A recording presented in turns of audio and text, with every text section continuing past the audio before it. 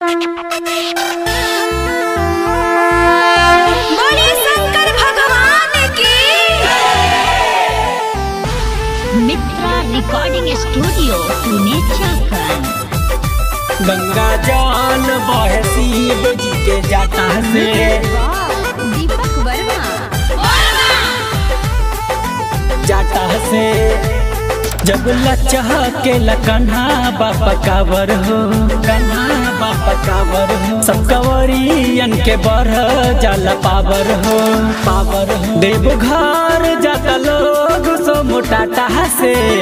गंगा जल बहे शिव जी के जटा से, जटा से। गंगा जल बहे शिव जी के जटा से।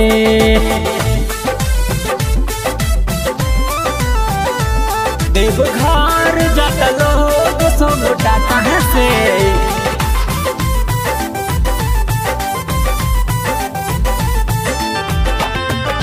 शिव जी के जटा से, शिव जी के जटा से। कहेले लोग इनके हवे डमरू वाला।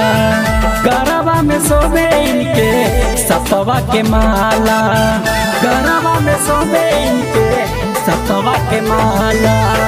कहेले लोग इनके हवे डमरू वाला।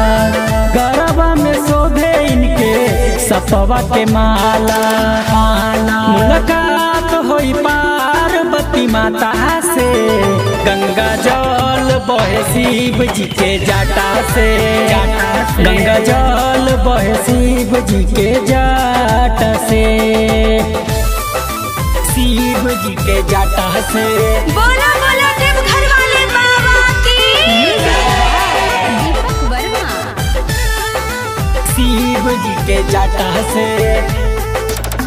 बाबा के बड़ाई लिख ले यादिया मुकेश हो। हुकुम शर्मा संगे जाता रे रूपेश हो। हुकुम शर्मा संगे जाता रे रूपेश हो। बाबा के बड़ाई लिख ले यादिया मुकेश हो। हुकुम शर्मा संगे जाता रे रूपेश हो। केहू होला न बढ़ के विधाता से। गंगा जल बहे शिव जी के जटा से। गंगा जल बहे शिव जी के जटा से। मित्रा रिकॉर्डिंग स्टूडियो पुणे।